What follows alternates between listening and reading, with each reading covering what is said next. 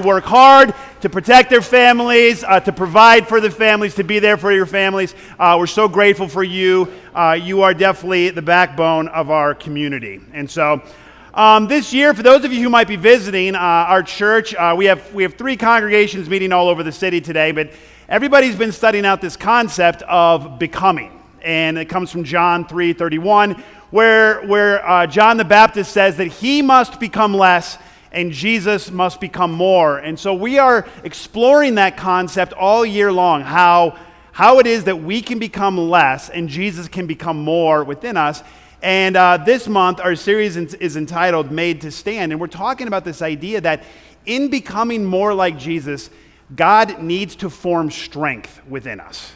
He needs to create, and that's a process. That's not, there's no magic wand, there's no snap of the fingers and all of a sudden you're stronger. It's a process for which we become stronger. And, specifically for this month, while strength and the need for strength and spiritual strength applies to all people, we are focusing and honing in a little bit on the masculine qualities within our fellowship. And the need, because this is a biblical quality that is especially parallel to masculinity and to strength. And so we're looking at the need for men to have strength, not just all people, but also specifically men. Today, the title of our message is The Wound and the War. And so, in talking about woundedness, you stumble upon the most sensitive areas of a person's life. And I don't know about you, but I think that when you stumble upon what is sensitive in someone, you create a reaction. And so I've had a little trouble figuring out how do I, in front of all of you, talk about wounds without inadvertently creating a reaction I don't want from any of you. And I remember once going to the dentist, and I don't like going to the dentist. I'm slightly terrified of going to the dentist, and one of the reasons that is I can remember once going there and I had a cavity, and, in my life, I think I've had 4 cavities, and each of them is very memorable to me. This one time I had a cavity, and, they have to numb you up and everything, and I actually am not afraid of needles. I've grown up getting a lot of shots, and so I've become desensitized to needles, but they gave me the Novocaine, and it just didn't feel right. I felt like, I feel like I still feel stuff, And the dentist came in, and I was just like, hey, and he's prepping the drill and everything, and I'm like, hey, I think I still feel my mouth, my teeth. And he's like, you know what, that's a common thing. You're feeling other parts of your mouth, but you think you're feeling this part. We numbed you very well, so you'll be fine. And so he began to drill, and he hit something in my mouth, and I grabbed him. Like, I just inadvertently, I just came out and I grabbed him, and we had a little confrontation right there and there. But I find that's what happens when you stumble upon the sensitive areas of someone's life, is that they have an almost inadvertent reaction to it. And so I approach this subject with a great deal of trepidation and with as much humility as someone like me can gather. Initially I was very excited about today's message when I started planning it weeks ago. But by 10 p.m. last night, I realized that I needed to trash everything I'd had written over the last couple of weeks. I abandoned the entire sermon and started all over again last night. So I don't quite even know what I'm going to say here.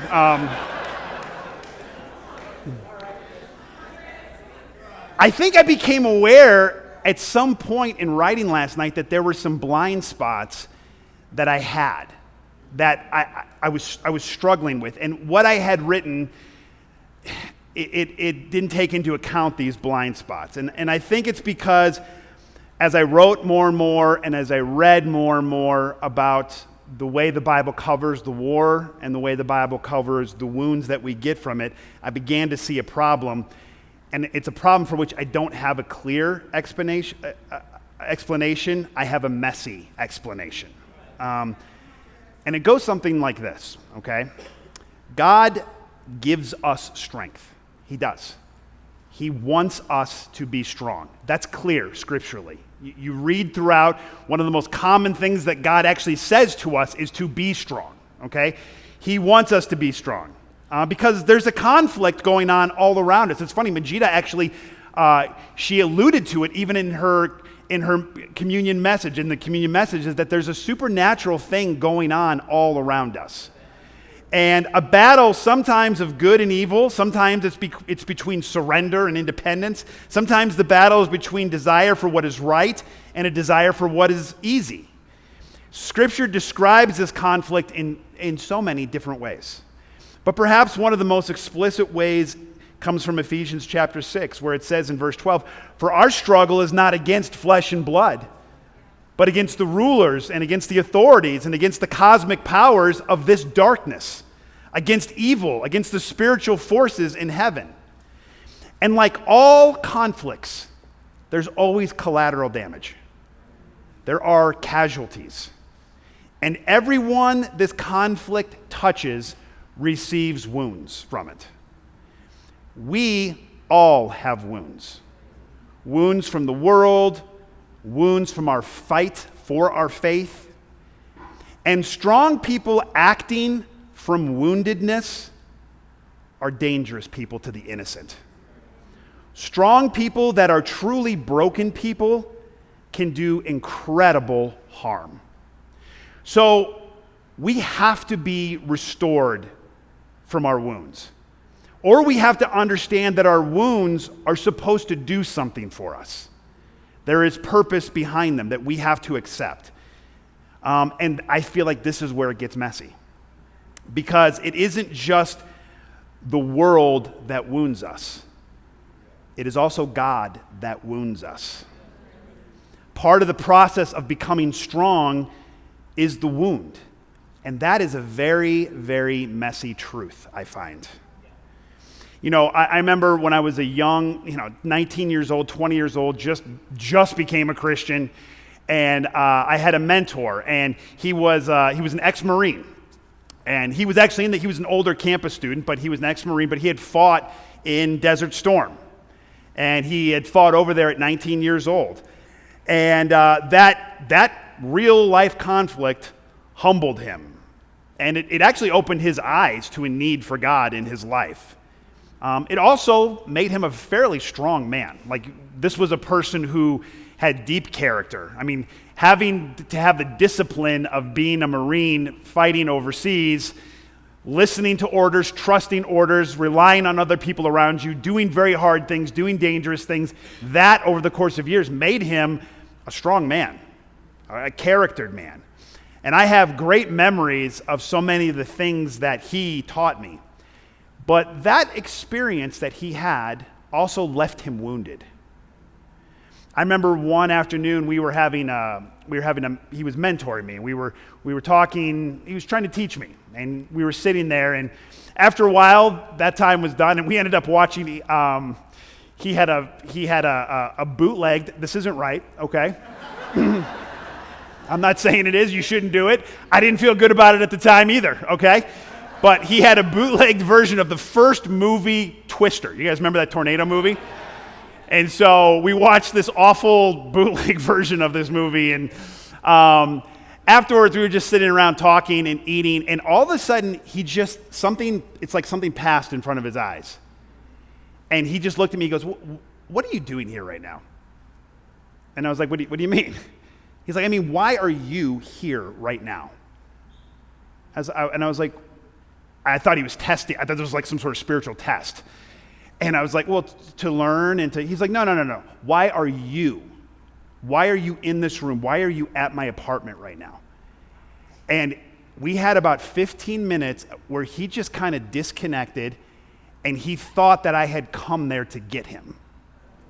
And he had this episode, and it was completely from his time overseas and his battles. And after 15, 20 minutes of talking, he slowly came out of it, and then he was mortified and embarrassed, and you could just see the tears coming into his eyes as he is still having to deal with this wound that he had from this fight. Years later, even though he'd become a spiritually good man, even though he was a good man all around, he still carried with him this wound that he was not yet over. You know? And that moment left a pretty big impression on me. even after years of faithful service to God, he still had wounds from a war. And he hated that wound. And here again is the messy truth. I think that today will probably show us that we need those wounds. Okay, go ahead and open your Bibles to Genesis chapter 32. We're going to look at Jacob today. And when we get to Genesis chapter 32, one of the things that I want to point out is that at this point in Jacob's life, he had a pretty complicated life, I would say. As we read Jacob, I want us to keep in mind that we are talking about how God forms strength within us and the importance of that process, all right, for our formation, for becoming, all right? We need to become strong the way that God intends us to become strong. Now, Jacob was born the weaker of two brothers. By every kind of metric that we would use, any kind of worldly metric that we would use, we would say that Jacob looked weaker, he acted weaker, he was the weaker of two brothers. He was not favored by his own father. He knew that he would not get the birthright, and he also assumed he would get a lesser blessing from his father. Two very important factors in Jewish life. This is all very important to the story that we're about to read. And Jacob is a natural schemer. Okay, we all have, if you are a parent, if you have more than one child, one of them is more of a natural schemer. Okay? I didn't ask him beforehand, but I'm just going to do it anyway. We always were nervous when we couldn't hear Justice growing up. Okay? Like, if we were in the house, like we have a loud house, and Justice is the loudest. I mean, Cora is now getting up there, but Justice is the loudest. And like he shuts doors loud, he walks into the house loud, he walks loud, everything's loud. When he was little and you couldn't hear Justice, we knew something was up. And inevitably, we find him hiding under a table with stolen candy or something else, like we knew. So Justice was our natural schemer. So when you have kids, one of them is always going to be more naturally a schemer, and that was Jacob. Okay, he was a natural schemer. He listened to his mother in a very ambitious but unethical plot, and as a result of this plot, he had to flee his home. In situations where he is afraid, Jacob often resorts to deceit. And yet at the same time, he's a hard worker. He wants to work hard. He wants to succeed in the right ways. Like, he's not evil, okay? He loves people. He actually deeply loves people, Jacob does. But he's also impulsive. And because of that impulsiveness, he ends up hurting the people that he loves, even though he knows he still loves them. He wants to be faithful to the God that he barely understands, but he often strays from that path when it can benefit him in the moment. Okay? And he has come to this point in life where all of the chickens are coming home to roost for him. And he is terrified of the consequences that his life has reaped. He is coming home for the first time in over 2 decades, and that is where he fears there are consequences waiting. He left home, he was fleeing home with nothing, but he was coming back home 20 years later as a wealthy man, as even a powerful man. And yet, he is still afraid. He is still acting like the boy that was fleeing the failures of his youth. And on the eve of coming face to face with all of his fears, he has an encounter with his maker. All right, Genesis chapter 32, verse 22 says this. That night, Jacob got up and took his 2 wives, his 2 female servants, and his 11 sons, and crossed the ford of the Jabbok. After he had sent them across the stream, he sent over all of his possessions. So Jacob was left alone. And a man wrestled with him till daybreak. When the man saw that he could not overpower him, he touched the socket of Jacob's hip so that his hip was wrenched as he wrestled with the man. The man said, "Let me go, for it is daybreak." But Jacob replied, "I will not let you go unless you bless me." The man asked him, "What is your name?" "Jacob," he answered. Then the man said, "Your name will no longer be Jacob, but Israel, because you have struggled with God and with men and have overcome." Jacob said, "Please tell me your name." But he replied, "Why do you ask my name?" Then he blessed him there. So Jacob called the place Peniel, saying, "It is because I saw God face to face, and yet my life was spared." The sun rose above him as he passed Peniel, and he was limping because of his hip. Therefore, to this day, the Israelites do not eat the tendon attached to the socket of the hip, because the socket of Jacob's hip was touched near the tendon. You know, God doesn't make us promises of safety. And in this instance, he doesn't just give Jacob strength. Jacob is terrified. Like, he is about to meet the brother that he robbed, the brother that wanted to murder him when he left home. And he's coming back, and he's about to meet that brother, and he's terrified, and he meets God, and God does not simply solve the problem for him. He doesn't just give Jacob strength. He doesn't change the circumstances that he has to face. He does not rescue Jacob at all. He wounds Jacob, in fact. And Jacob will bear that wound for the rest of his life. It's a hard to explain moment. You know, you wrestle with God in prayer. You hope God will rescue you. But sometimes he doesn't. Sometimes he wounds you instead. And that wound for Jacob had a twofold meaning to go along with the name that God was giving him, Israel. A wound to remind him of his striving with men, and a wound to remind him of his striving with God. A wound to remind him that despite his striving, he is still alive. Let's describe this twofold wound. First, let's talk about the wounds from striving with men. And this could be a wound that comes from rejection, maybe from a parent, maybe from a spouse, maybe from a friend. But rejection is a wound that people carry with them for a very long, long time. It could be perhaps it's suffering from an untimely loss, a tragedy at some point in your life where you lost something at a time you weren't expecting, at a time you weren't ready for, and you were suffering from that wound. Perhaps it is a wound from the consequences of your own bad choices. And we all have a lot of those wounds. Whether or not we recognize it's from our own choices or not is another matter, but each of us carries wounds that are a result of our own poor choices. Or maybe it's a wound that comes from the imperfection of the world around us, or the imperfection of our own personal life decisions. Perhaps one of the worst wounds is the one that is left to us because of failure. And so with this wound, I want to pause just for a moment. Now, I'm not going to speak for women here. That never goes well for me. So I'm going to speak as my experience as a man for a second. Failure is inevitable. All right? Intellectually, I understand that. You're going to fail. You're not going to do anything without ever failing, okay? Yet, I'm not sure there are many more devastating things for a man than failure. We are judged mostly by what we can accomplish. We aren't really judged for our looks all that much, all right? And the reason why I know that is because just look at some of the wives that some of you are married to, okay? It doesn't match. Like, all right, like you married up, okay? Okay.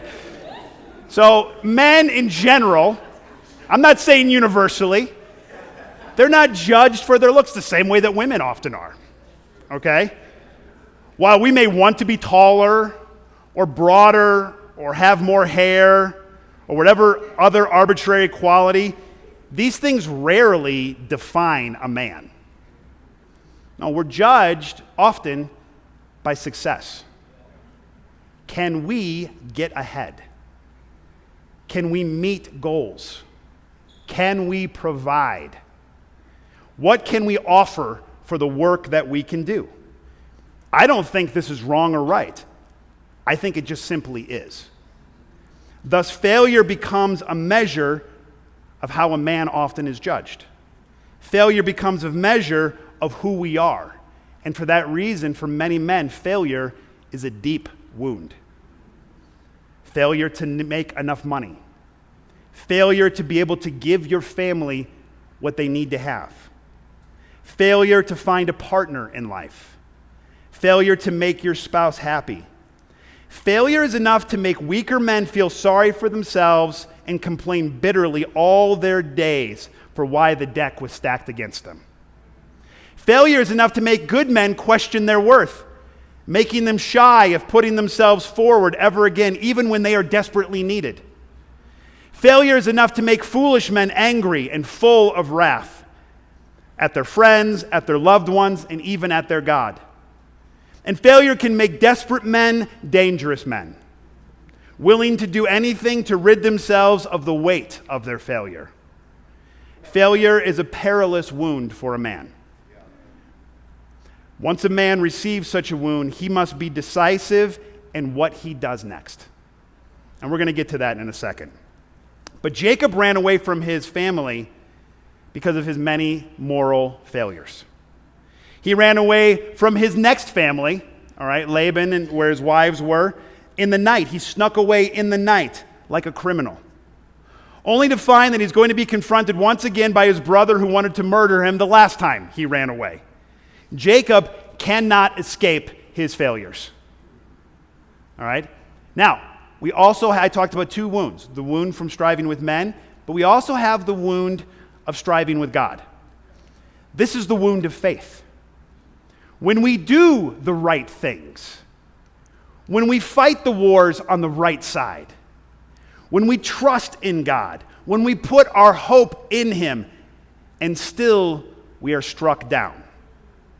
This is another type of wound. Imagine that you've done all that God has asked you to do. You've done it with courage, you've done it with faith, you've done it with consistency. You've done all that was asked of you, and still you are a failure to everyone that sees you. God allows you to fail. Perhaps you may even feel that God caused you to fail. He was not there, and He did not uphold you in the end. You know, Psalm 44 talks about this. I'm just going to read it to you, starting in verse 15. I live in disgrace all day long, and my face is covered with shame. At the taunts of those who reproach me and revile me because of the enemy who is bent on revenge. All this came upon us, though we had not forgotten you. We had not been false to your covenant. Our hearts had not turned back. Our feet had not strayed from your path. But you crushed us, and you made us a haunt for jackals. You covered us over with deep darkness. We've all felt this in our relationship with God. This is another kind of wound. Not one caused by the enemies in this war. A wound that is caused because you were left behind by your own allies. A wound dealt to you by the very king you are trying to fight for. When we are penalized because of our faith and God does not rescue us. When we fall behind because of our beliefs and God does not lift us up. When we are mocked and belittled and God does not readily defend us. When we try our very best and it's still not good enough and God does not grant you favor. On the eve of meeting his brother for the first time in the better part of 2 decades, Jacob encounters God. And instead of rescuing Jacob from his brother, he delivers Jacob a wound instead. A wound he would be reminded of for the rest of his life every single time he took a step. This is messy. How do you explain what God is doing here? God did not offer a wound by itself, though. He also gave Jacob a new name. And this is key, perhaps, to why this happens. His name means you have struggled with God and men and have prevailed. Israel. A new name to go with the wound. A name that would forever point to the wound itself. God was giving Jacob a new beginning. That's clear. This is a new beginning for Jacob. And that beginning would possess a lifelong wound that would forever point back to the night he encountered his God. A night that Jacob would be reminded of over and over again, telling him, you're not strong enough. You cannot overcome without me. That wound would remind him that the strength he needs is not in himself. It's in God. Jacob needed that wound. At the risk of ruining what might begin to feel like a tidy ending, I'm going to mess everything up again, okay? The best ending would be this, okay? Jacob has an encounter with God, and from that moment on, he lives a courageous, virtuous, faithful life that is an inspiration. And you go, the wound is worth it, because look at his life afterwards, okay? All right. That's not the story, okay? As a matter of fact, the very next day, Jacob meets his brother Esau. And what does Esau do? Esau embraces him with a hug. He's like in tears over his family that is now his family. Esau seems to have forgotten everything. He's like, come home with me. Let's live together. All right, but Jacob has lived his whole life lying to people. And here's the thing. When you are a deceiver, you assume everybody's a deceiver. When you consistently lie, you assume everyone else is consistently lying. And so even as Esau is fired up, in Jacob's mind, Esau is only plotting. He's going to get me back home, and he's going to slaughter everything. And so this is what Jacob does. He goes, well, hey, listen, you know kids, they're tired, okay? I can't come with you yet. You go ahead, and I'll meet you there. And Esau's like, great. So Esau goes south, and Jacob goes north. And we don't even know if he ever sees his brother again. All right, so even at the eve of this new beginning, Jacob is messing up. And I like this because this is me. I can't tell you how many times I feel like I've gotten something off my chest. I feel, I've messed up and I'm forgiven. And I'm like, it's going to be different now. And like right away, I mess up again. All right, and that's humanity. That is the human condition. But here's the thing, Jacob wasn't just a failure. He goes on, he lies to his brother, and then he goes, and the next thing he does isn't to go in this downward spiral, is he builds an altar to God for the first time. He calls upon the Lord for the first time. It's going to be a process of Jacob learning to trust God. His older kids, they become a mess, okay? And they've grown up around deceitful Jacob, scheming Jacob, and they take on a lot of those qualities. And his older kids are kind of a mess. But you know what? They also lived with the repentant Jacob, the striving Jacob, the flawed Jacob, yes, but the one that walks with the limp and whose wound keeps pointing him back to God. And even those older kids, as bad as they start, they turn out pretty good. And his youngest kids, the ones who grew up primarily with the faithful Jacob, well, they're remarkable. As a matter of fact, one of them saves an entire nation. Saves his own family as well. The origin of Joseph's faith is in Jacob's wound. We need our wounds. From the moment of humankind's fall, there's been a war. The story of the fall of mankind immediately ushers into the world strife. Cycles of conflict originating in the pull to obey God versus the pull to usurp him. And this struggle offers a lot of wounds. I absolutely believe that God can and will heal many of our wounds. I do want to make that clear. Most of our wounds, I do believe God can heal and will heal, wants to heal, has the ability to heal. All right? Many of us have wounds that we've forgotten about because they're healed. All right? Jesus, after all, is the great physician. But not all wounds are meant to be healed. Some are meant to change us and remind us that we need to rely on a strength outside of our own. Do not let your wound turn you into a shadow of the man or the woman you were created to be. Instead, accept that your wound forces you to turn to God and to rely upon him. God wants you to be strong. He is forming you to be strong, but he is that strength, and he must be your strength. Your wound can make you strong. Amen. Thank you very much.